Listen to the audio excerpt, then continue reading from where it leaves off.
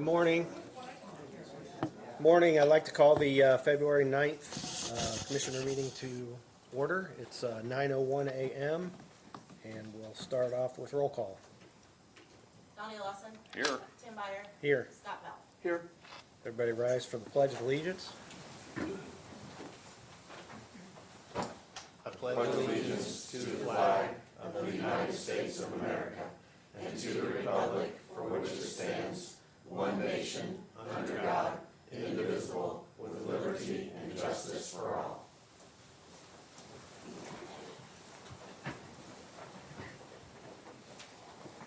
Okay, first item on the agenda is the approval of minutes from the January 20th, 2026 meeting.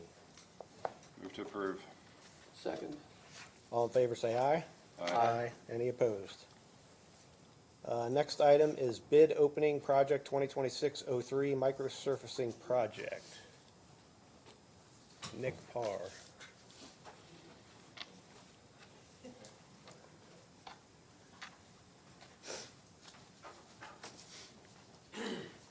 This project is microsurfacing in various townships. We have 3 bids. The first bid is Microsurfacing Contractors, LLC.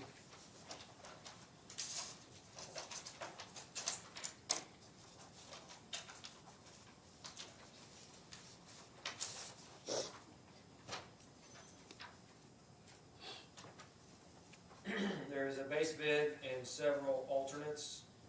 The total of the base bid and all the alternates, 1 through 9, is $2,272,108.82. $2,272,108.82.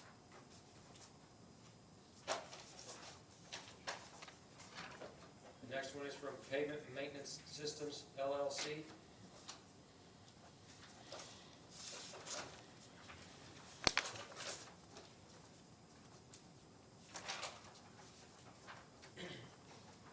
Total of the base bid and all the alternates is $2,537,778.72. It's 2,537,778.72.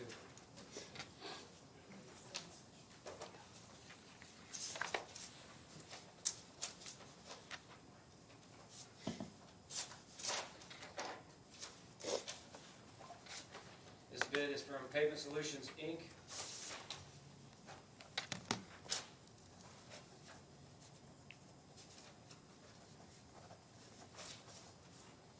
Total of the base bid and all the alternates is $2,442,525.60. That's 2,442,525.60. That's all the bids for this project. Is there a motion to take the bids under advisement? So moved. Second. All in favor say aye. Aye. Any opposed? Next item on the agenda is consent agenda. Are there any questions on the consent agenda? I have one item that we need to abbreviate, so we'll need to remove it from the consent agenda. We have a date that is incorrect on the signature, so we need to change that. Is that That would be 5D or E or is it both of them, do you know? Let's see here. I would.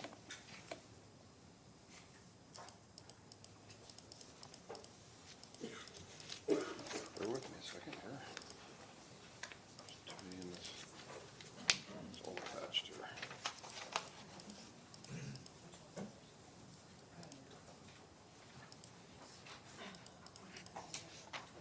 This doesn't have totals on it.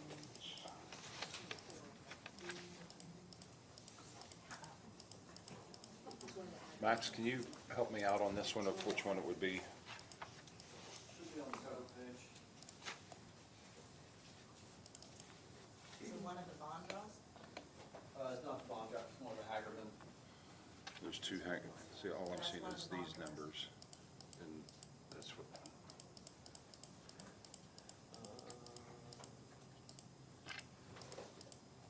actually not sure which one it is.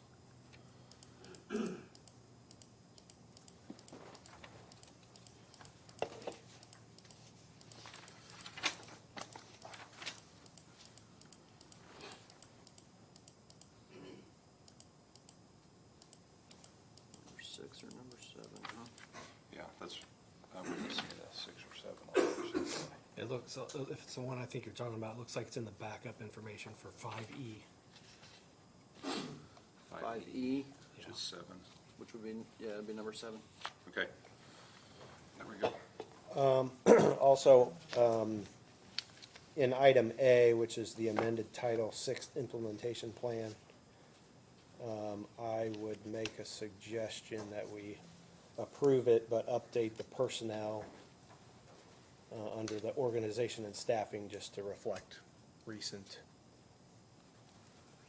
changes there. So it sounds like we would have, it sounds like a potential motion would be to approve consent agenda with updating item 5A and removing item 5E. Does that sound correct? Are you still wanting to approve 5E? Well, Just with the we amendment just to need the date? to approve it. Okay, Just one date and signature that is wrong on that. Okay. And so we just need to update both of those. okay. Is that a motion? That is.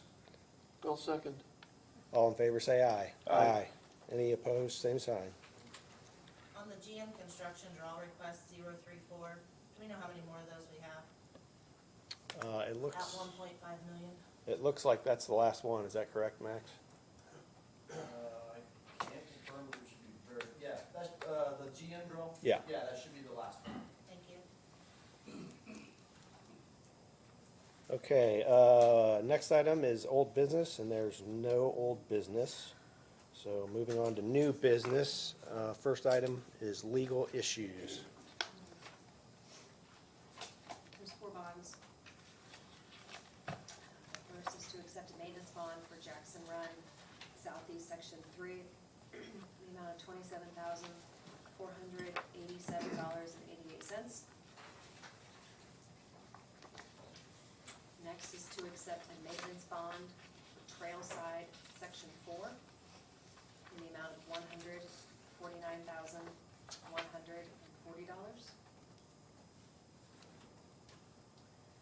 Accept a performance bond for Peabody Farms West Section 3 in the amount of $200,706. And the final one is to accept the bond for relocation of a legal drain in the amount of $124,200.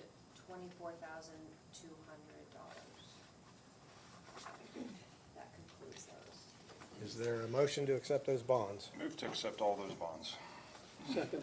All in favor, say aye. Aye. Any opposed, same sign. Next item on the agenda is request for wreath-laying ceremony on courthouse lawn honoring Boone County Revolutionary War patriots. Doug Weisheit. Hear ye, hear ye. I, Doug Weisheit, am here today to request approval on behalf of the Daughters of the American Revolution James Hill Chapter, the Thorntown Heritage Museum, the Boone County Extension Homemakers, Boone County 250th, and Discover Boone County to use the southeast corner of the Boone County Courthouse lawn at the Revolutionary War Memorial to lay 5 wreaths at noon on Wednesday, June the 24th, to honor 5 American patriots of the Revolutionary War: Jacob Foreman, John McManus, John Wheatler, John Aldrich, and James Hill, buried here in Boone County, Indiana. We do this in honor of the 250th anniversary of the founding year of the United States of America. Without the 20 American patriots buried in Boone County, Indiana, we do not have the freedoms of speech, religion, justice, the right to vote, the right to live in a democracy, and the right to bear arms. Our nation was founded on the ideals of freedom, justice, and equality.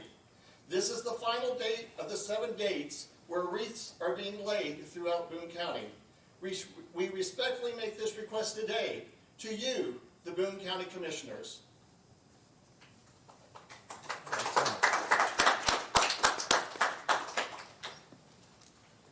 Any questions, or is there a motion?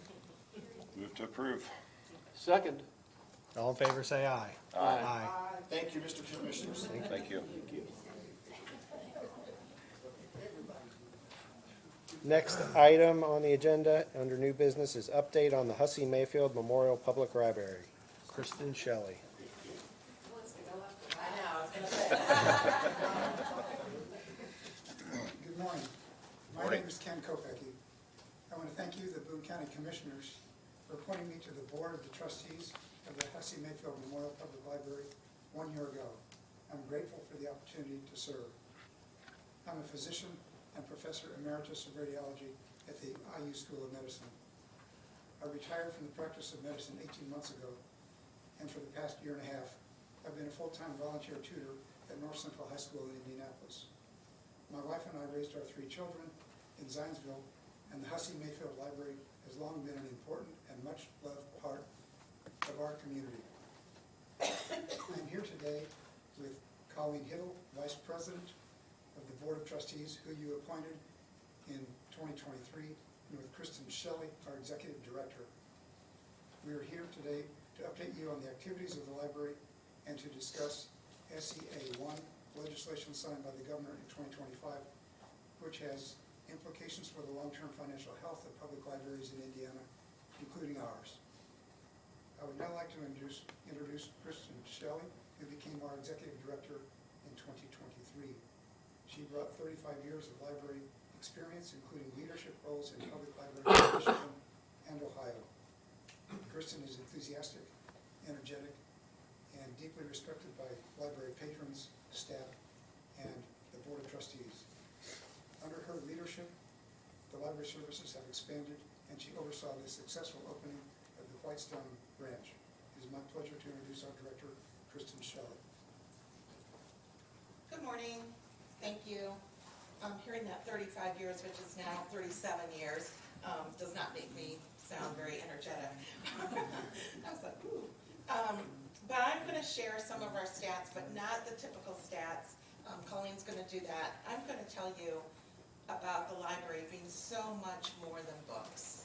And yes, you can find your next great read there, but we collected 450 diaper packets for the diaper bank.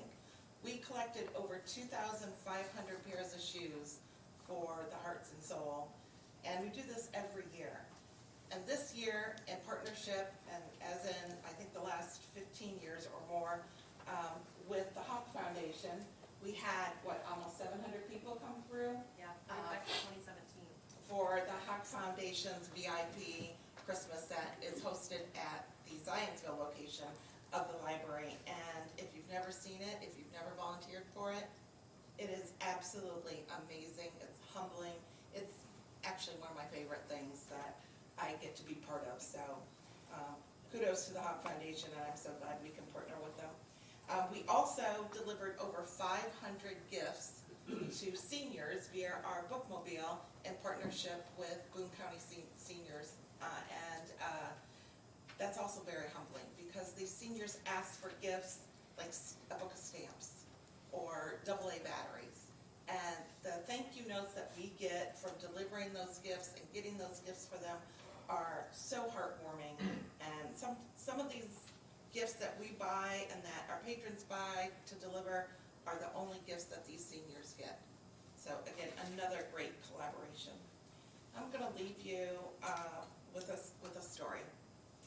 So Lauren is one of our amazing outreach librarians. She works off the bookmobile.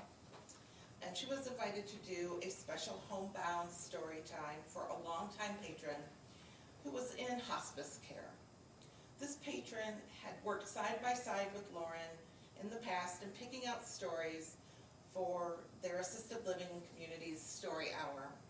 She was a huge fan of Lauren's storytelling skills. So when the time came for one last story time, Lauren showed up.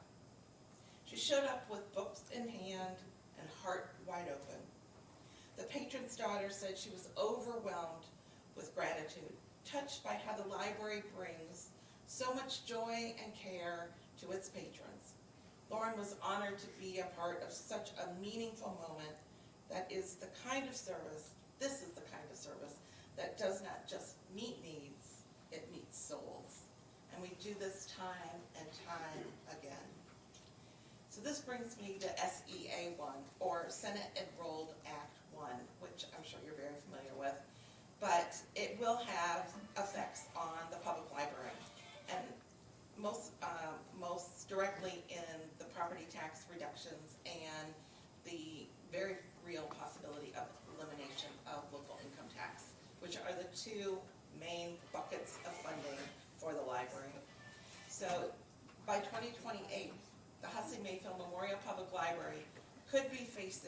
a 50% budget reduction.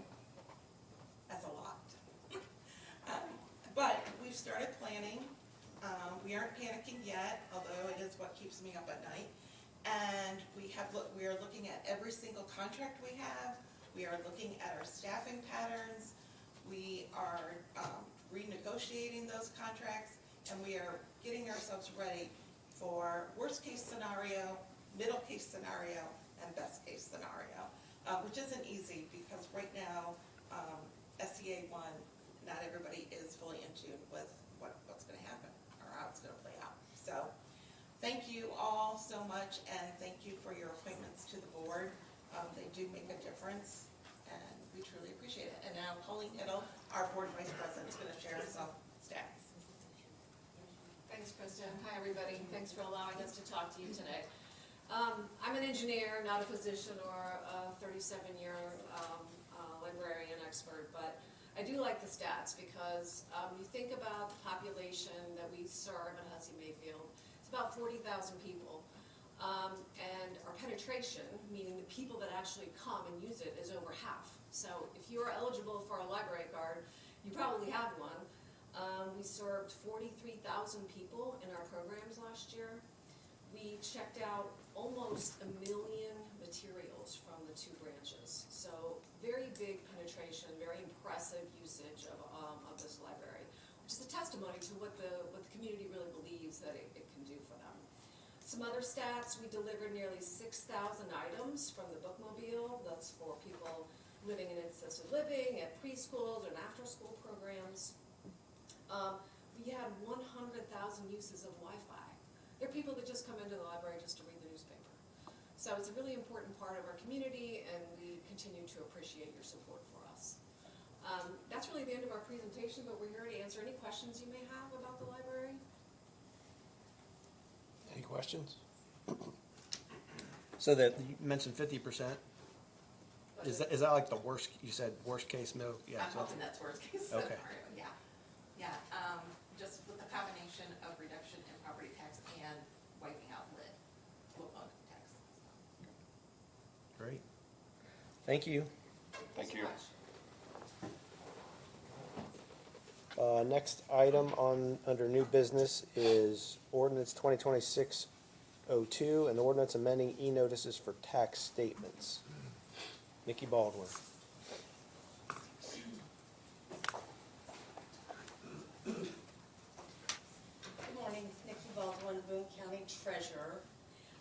Indiana Code allows the county treasurer the ability to transmit tax statements by electronic mail. This is a multi-step process, the first being the ordinance needs to be passed, authorizing opting in for e-notices for tax statements. So how this would work is all statements will be mailed out unless you opt in to receive your tax statement in an e-notice. If you opt in, you will not receive it in the mail.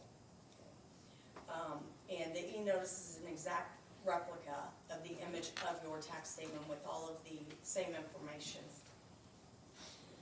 If you opt in, you have to complete a registration process, and it's not finalized until you receive an email thanking you for registering, and then you have to actually log in and tie your parcels to that as part of a verification process. It will be the homeowner or taxpayer's responsibility to keep that email address up to date, just like they have to update their mailing addresses. And so I'm asking that this ordinance be adopted so that it will allow us to start working with others to implement a process that incorporates a required DLGF form to be filled out by the person wanting an electronic statement. And it also requires a registration through the vendor. A lot of that is the same information, so it's almost redundant. So hopefully we can work together to have some of it autofill after they do the form for the DLGF, autofill it for the registration process, which could take some time. If this all can be streamlined, then what will happen is when the tax statements go out in April of '26, registration will begin. And then those who opt in would receive the electronic statement in April of 2027. So, since we only mail out one time a year,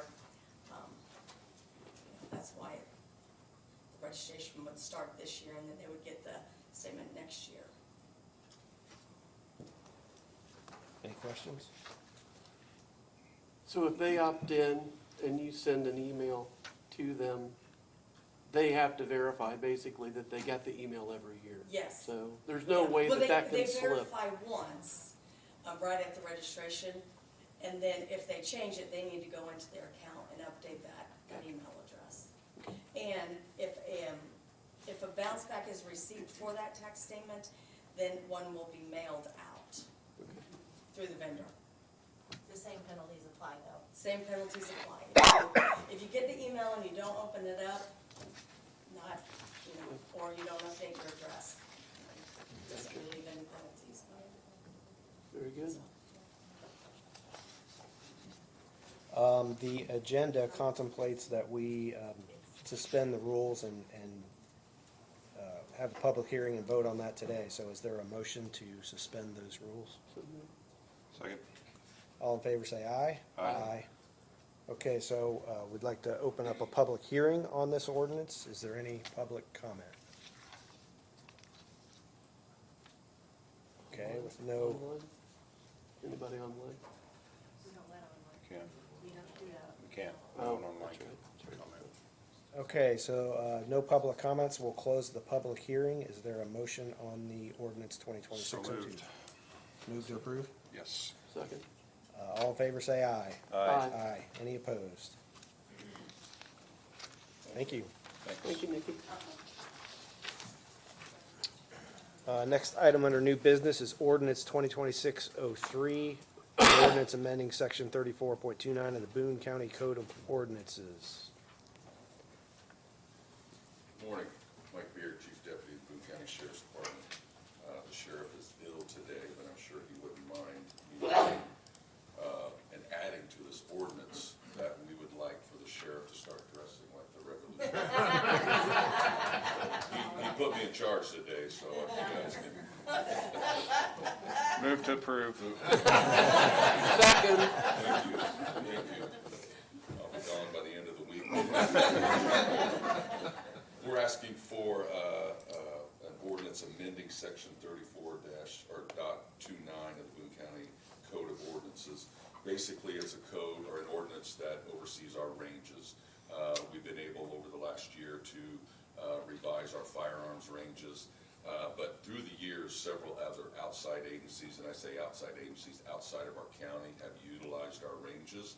And so through the years, we've been responsible for updating any repairs or anything else to the ranges. So we started working with Beth about a month ago to say, hey, any of these outside agencies, and we get several throughout the year that ask to use our range, the DEA, IMPD, Plainsville Police Department, they all, because of restrictions in their areas, like to come use our range.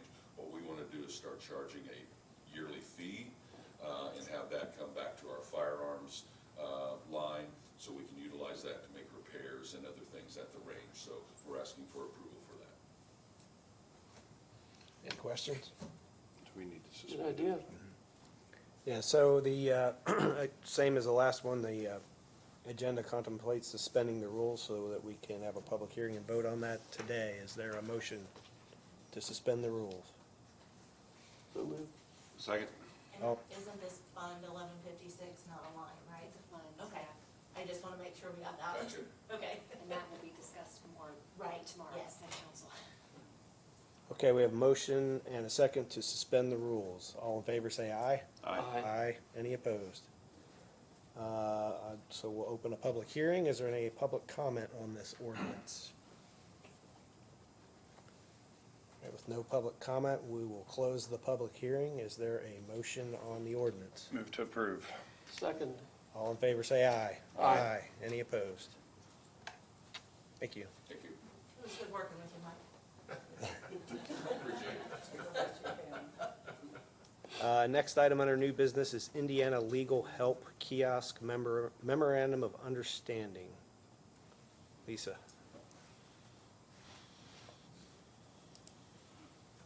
This kiosk is being brought, it's actually currently at the Lebanon Library, but it will be brought over.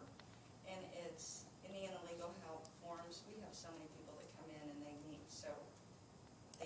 motions to continue, appearances. They have so many different questions. Well, it kind of contradicts itself. If we send them to the library, they can just go to the library and get, like, pull it up online and print what forms they need. But if, when they come in, some people get really frustrated, some people are comfortable, going to the library. So this is a kiosk, nothing, it comes at no cost to us.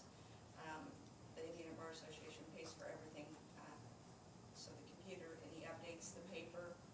So it will just be for us to sit outside our office, and if people come in and they need to, if they want to file for divorce and they don't know where to find papers, they can go out there, they can go through, all that stuff, so.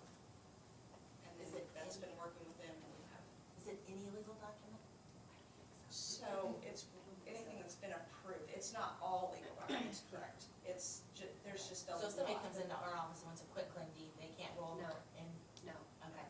Yeah, so Just I for think a lot of it major is ones. landlord-tenant, so it's anything that's like a form document, so think small claims court is all very form. It spits Okay. those out. like the basics, like motion to continue, or things like that. No, So, because those require legal descriptions. so that's what I'm asking for, is for it to be allowed to be out. And Beth and the attorney for Indiana Bar Association have completed the contract to fit under, to where it conforms for Boone County. Move to approve. Second. All in favor, say aye. Aye. Any opposed? Thank you. Thank you. Next item under new business is BCSSI 2025 Report of Public Transit. Anita Bowen. Good morning, Anita Bowen, BCSSI, Boone Area Transit System. So exciting thing is that 2026 marks our 20th year providing public transit in Boone County in partnership with the commissioners. So I think that's something to be celebrated.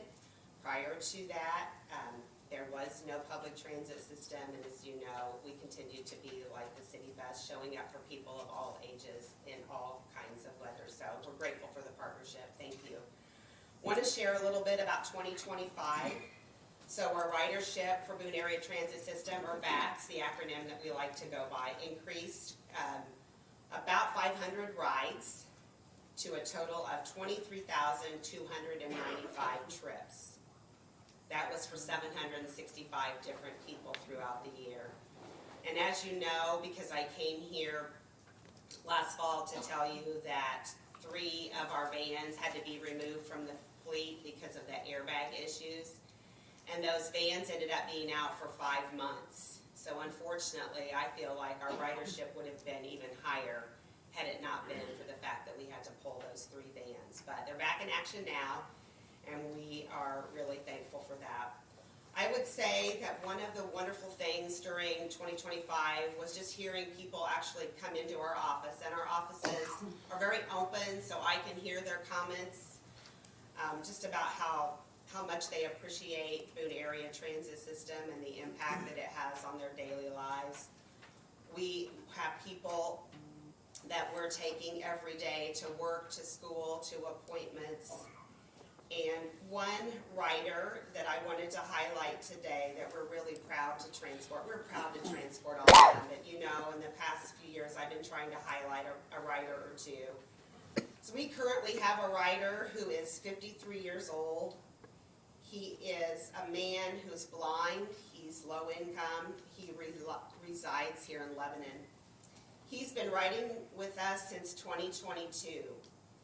And we escort him to his appointments for his medical care, to go get food at the Caring Center, and other personal items, to take him to the bank, to get his hair done, to go to the post office, and to restaurants where we take him and we'll leave him there to sit and eat for a couple of hours and just to enjoy being out of the house.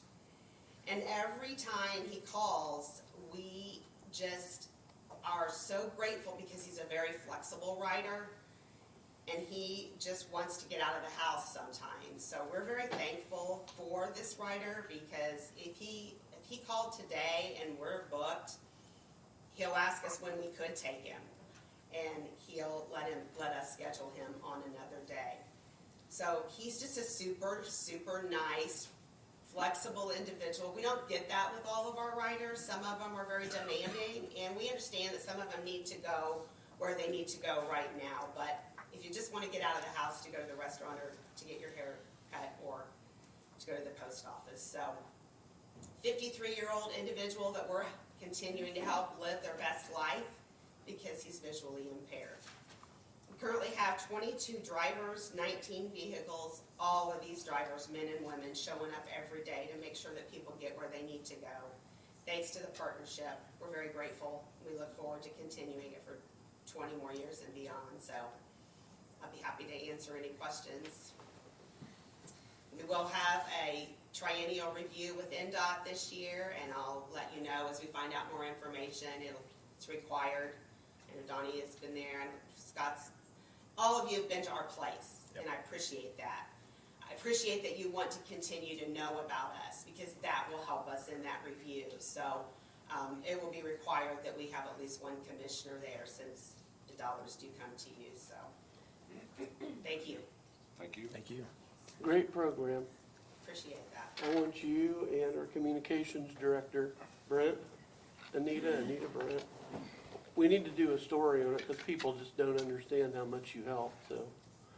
Being out there opened my eyes, and I really appreciate what you guys do for the community, so. Thank you.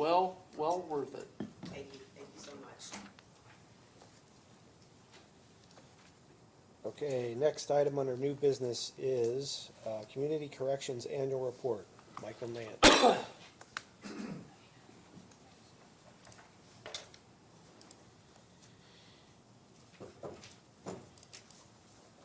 need to pull it up on my laptop?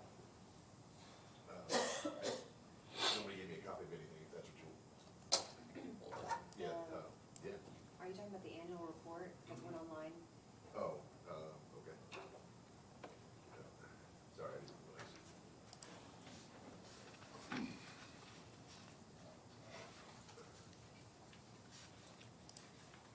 Sorry, I need to plug it. Actually, go ahead and do it.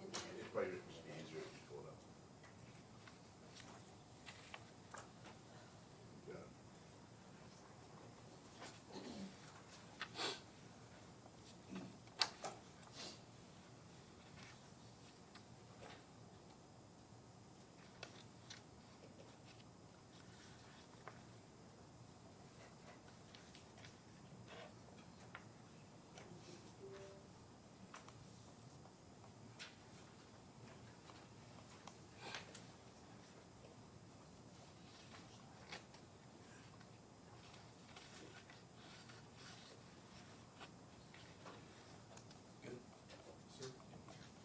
Michael Nance, Executive Director of Boone County Community Corrections. I was hoping Anita would stay for a second. I just wanted to let her know how much we appreciate her as well. She does a ton of transportation for our clients as well, so it's a really good partnership with us in the community for her to be able to provide rides for our clients, many of which don't have licenses. So I just wanted her to know that we really appreciate her as well. I'm going to go through this kind of briefly. I'm not going to go through it page by page. I've got a few things highlighted that I want to talk about. If you have any specific questions along the way, I'd be glad to stop and answer those.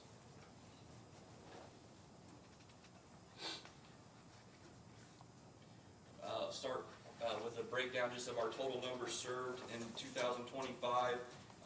Our GPS numbers remain steady. Pretrial was down a little bit. The big thing I think to highlight here is the residential center is now open. So obviously we expect a huge increase in the residential population this year. We had 0 in 2025, but in the first 5 weeks of 2026, we've already had 22 clients in the residential center, both male and female. And just as a point of reference, back in 2023, when we had the residential center open, we had a total of 27 clients that entire year. So we've already almost matched our 2023 total in the first 5 weeks of 2026. Pretrial continues to be our largest program. detention, second, and then, like I said, residential fill-in. I wanted to touch quickly on some of the demographic information. You have to forgive me, my team will be teamsing me this entire time now that's on my computer. Most of our clientele that is served is males. As you can see, it's a little over 1,400 males as opposed to just a little closer to 500 females.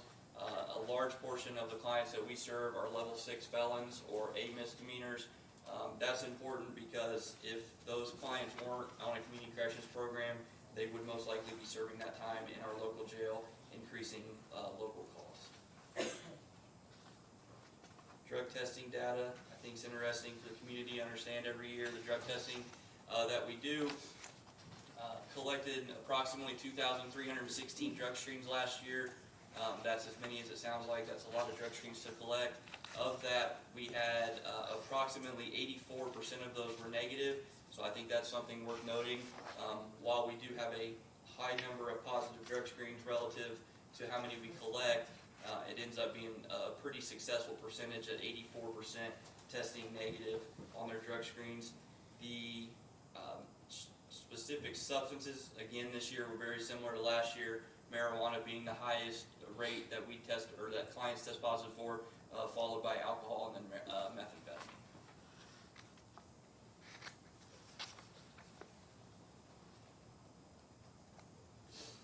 Our total cost savings for 2025, you can see that we break this down by program. The way that we arrive at this number is total days on the program multiplied by what it would cost if those clients were either in jail or in prison.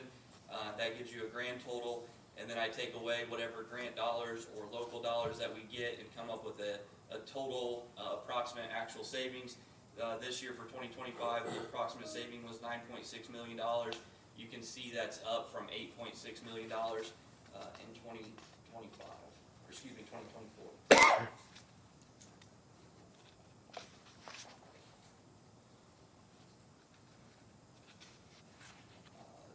Briefly, the big things that we're working on right now, the residential center, I think I said in our advisory board meeting, it feels like being thrown in the middle of Lake Michigan and told to swim. There's a lot going on out there right now, a lot of moving parts, tons of clients coming in. It's a good opportunity for me to say how much I do appreciate working with the sheriff and the sheriff's department, specifically Chief Beard and Captain Turner. We're having weekly meetings trying to get this thing off the ground. And for as complicated of a process as it is, I think that we're working well together, and it's going pretty well so far.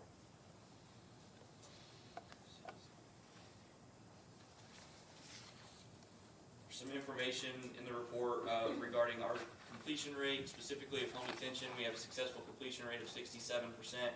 Ideally, we'd like to see that be a little bit higher, but at the end of the day, I think that also just shows that our staff's doing a good job holding clients accountable, making sure that they're doing the things that they're supposed to be doing, and if clients are not, we're notifying the court of those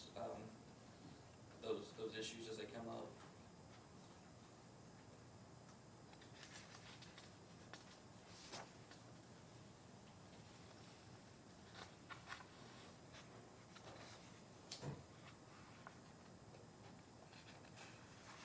Not sure why it stopped loading.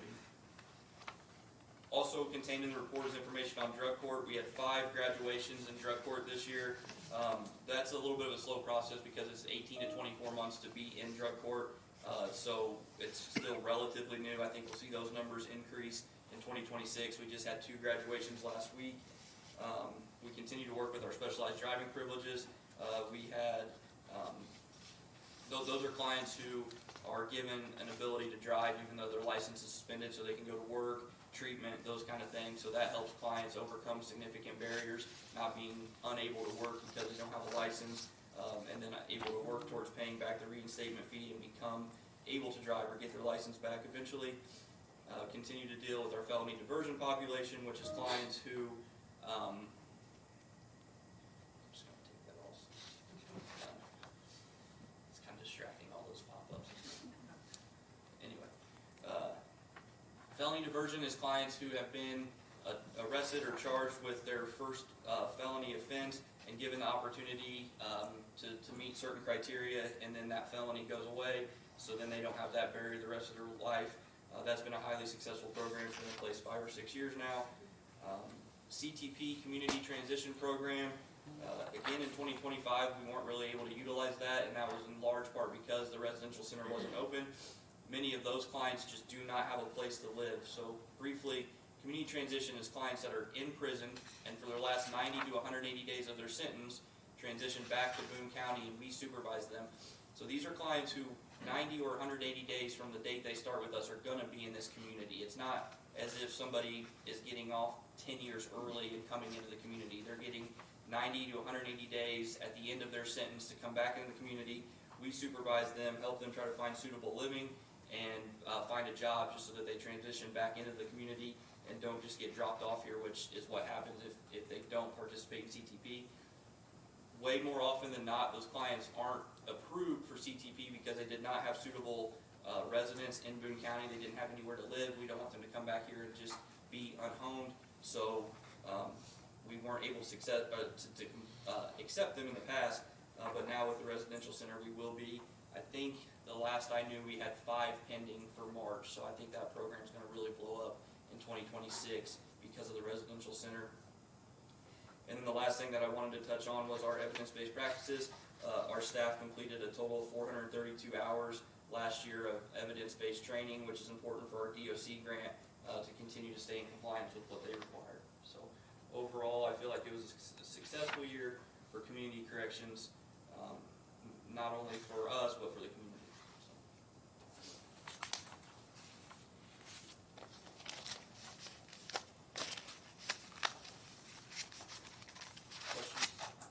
Any questions? No? Thank you. Beth, did I send you the full, I think when I opened it up, I opened the draft, is my mistake I made standing here today. I'm fairly confident I sent you the actual completed report, but if you can look and make sure yours doesn't abruptly end on page 25, I'll send you the full one if I need to. There should be like 34 pages. Yeah, we have in our packet, looks like it's 38 pages. Okay, that's it, perfect. I just mistakenly clicked on the draft copy this morning when I was standing here instead of the, sorry. Good? Thank you. Yep. Thanks, Michael. Okay, next item under new business is City of Lebanon Fire Training / K9 Memorandum of Understanding. Max.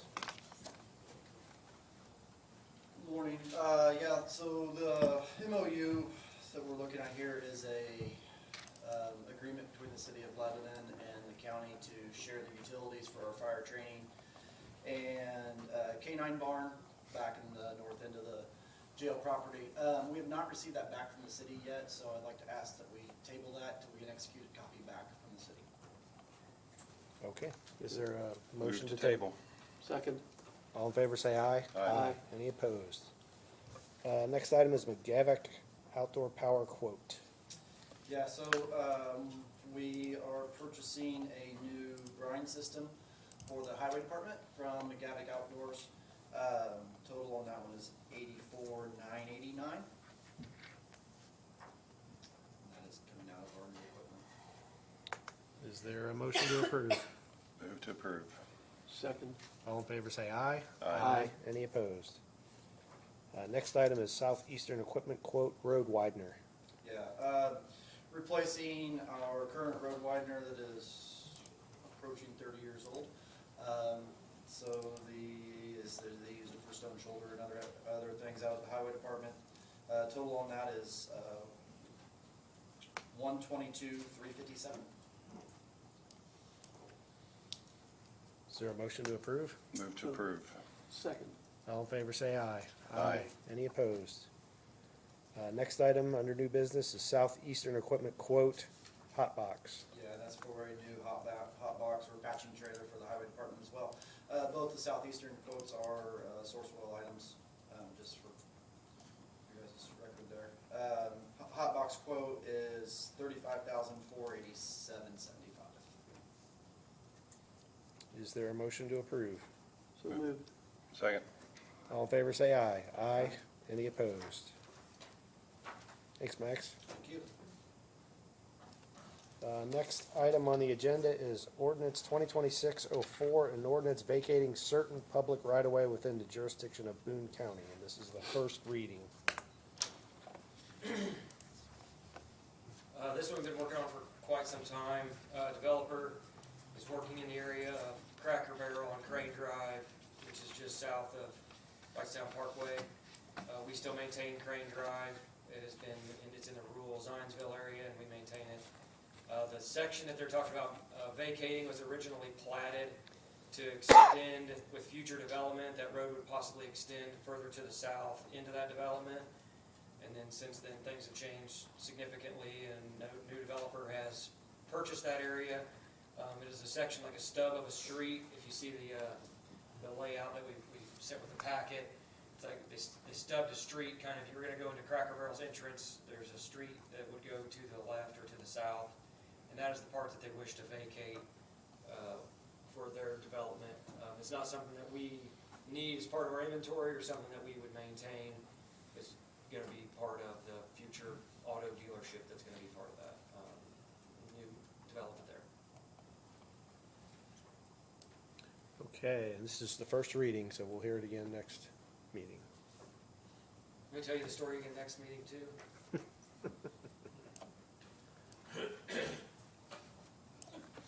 Okay, next item on the agenda is consider job description for Highway Superintendent of Operations, and we'll kind of do these together, I guess, and consider job description for Highway Projects Director.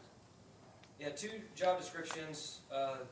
These are new job descriptions that would exist, that do not currently exist at Highway. Since I moved into the new role, these would be different positions than what existed previously. We have operations that basically operates separately from our projects group. Previously, I was over both of those two different groups out at the Highway Department. This would create a job description that someone would lead the highway operations, and then someone would be leading the projects team. Different individuals doing similar tasks. It's all on the same infrastructure, very much collaborating amongst each other, but this would make it where it would function as it already has kind of been functioning, just with me not being in the office. So requesting approval of those two job descriptions will be on the agenda for the council to consider for salary ordinance amendment, because we have to change the titles in the salary ordinance and the wages that were created or found through salary.com and first person in the fact book. Any questions? Is there a motion to approve both of those job descriptions? Move to approve superintendent and project director job descriptions. All in favor, say aye. Aye. Any opposed? Next item is agreement with Crackers Demo LLC, Project 2025-05, replacement of small structure MA34. MA34 is a small structure on County Road 1000 East, north of 400 North. We were awarded community crossing funds for it, which would fund 50% of the project costs. Opened the bids at the last meeting. We had multiple bids. We have six bidders, 6 or 7 bidders. The first 2 bidders did not meet the Indiana Department of Transportation requirement of being pre-qualified to do the work.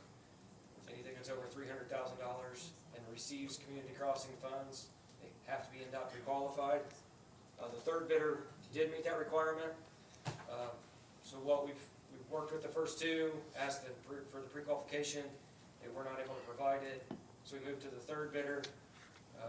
We ran into this problem last year when we were doing a project about the same time of year, and the bidders were not NDOT pre-qualified. It's laid out in the bid docs, and it's within a community crossing agreement that we have to execute. So what Tim has reached out to someone from the State House, trying to see if we could get a clarification if the Indiana Department of Administration certification would be sufficient to do this project. If you can elaborate on that a little bit before I move too much further, but there is 2 different certifications that the contractors can get. One is to work on the facilities for NDOT, and the other is work on the infrastructure that NDOT maintains. So I don't know what you found working with the State House. Yeah, as Nick mentioned, the low bidder on the project was not NDOT pre-qualified or IDOA pre-qualified.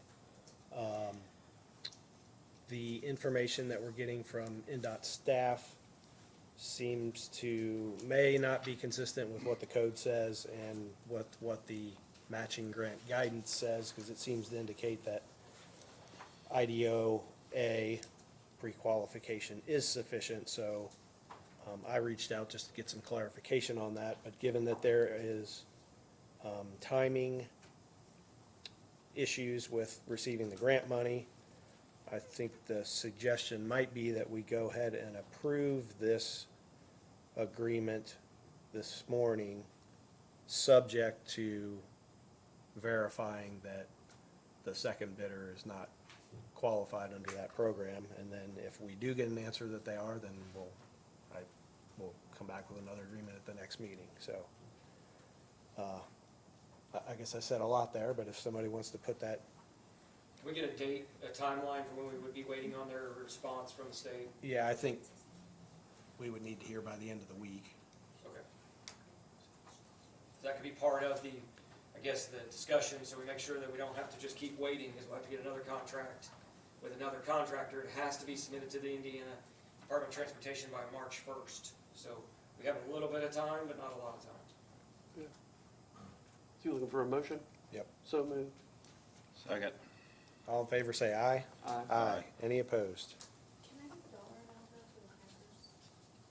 Was it 417? Yeah, the total amount for the Crackers agreement is $417,974. Thank you. Let's see, next item on the agenda is task number 73, TDS. So there's no, that queue is actually. Yeah, it looks like that's part of the previous one. Task 73, TDS, Phase A, Whitestown.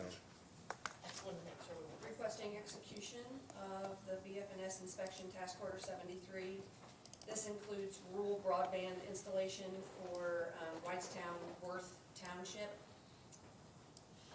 The amount for inspection services is not to exceed $12,000 without prior authorization. Is there a motion to approve? Move to approve. Second. All in favor, say aye. Aye. Any opposed, same sign. Next item is, under new business, is Parsons Transportation Group Task Order 1, Bridge 158. Good morning, Mike Borowski, Boone County Highway Department. So last week, or I guess 2 weeks ago, I was here with the master service agreement with Parsons Transportation Group. So this is a task order that will fall under that. It'll be the first task order with this consultant. So we're requesting execution of task order 1 with Parsons to provide part-time inspection service for replacement of Bridge 158. Expenses incurred from this work is paid for out of the cumulative bridge fund that have already been appropriated for Bridge 158.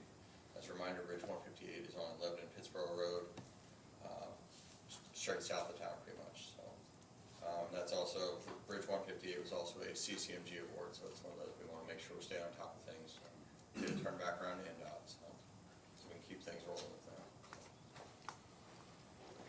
Move to approve. Second. All in favor, say aye. Aye. Any opposed, same sign. Next item on the agenda is Compensation Committee updates. Next item is Insurance Committee updates. I don't have any update on that either.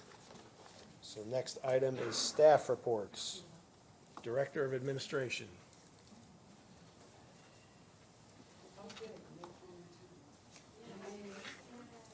Fan club. I thought you had a new position. That's it, You're on He's it. on it. He gets to see a lot more now. It's pretty popular. I just had a couple of short things. It's not in a good way, though.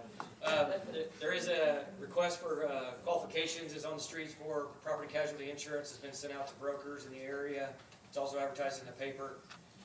Those are due the end of the week. We also have requests for proposals for the copiers. Sean's got that out on the street for companies interested. Send it to the list of them. We also advertised it in the paper. And then we have the request for quotations for the Conley Lamar Room audio-visual redo in here. They worked with the technology committee to get that all ready to go. So those are all out and advertised. Just want to give you the heads up. Those will be coming back in and considered at future meetings. Thank you. Thanks, Nick. Area plan. Good morning. As I think you all know, we're redoing our comprehensive plan. We have an open house on Wednesday, this Wednesday, the 11th, from 6 to 8 o'clock at the 4-H Fairgrounds in the Farm Bureau Building. We're going to be doing, it's called Big Ideas. So HWC is going to be drafting kind of their vision, goals on boards. It's open forum, so it's come and go as you please. But they are going to do a presentation at 6:30 to kind of go over everything. So I invite the commissioners as well as anyone from the public to attend that. Thank you. Thank you. Capital investments. Health Department. Highway Department. Human Resources. IT support. Communications. Purdue Extension.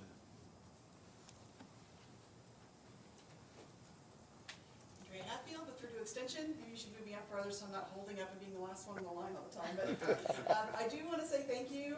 At the last meeting, we were doing a Running for Public Office meeting, or workshop. And so I want to thank Lisa Bruder for helping with that in conjunction with the county clerk's office. We did have 15 people attend. We had lots of requests afterwards for people that weren't able to attend but wanted the information. So I also thank our panel members that were there. So hopefully we'll be doing that again in the future. Our Master Gardener class has officially started. We have 21 participants, which is almost double what we've had in the past classes. So we're excited about that. And our current Master Gardeners are busy preparing for Garden Fest. Mark your calendars. That's April the 18th. It's normally earlier in April, but because it falls on Easter weekend, their normal weekend, they moved it back. So again, mark your calendars, April 18th. And also for your calendars, the 4-H Chicken and Pork Chop Barbecue. I have some little flyers sitting out here. You can take along a QR code.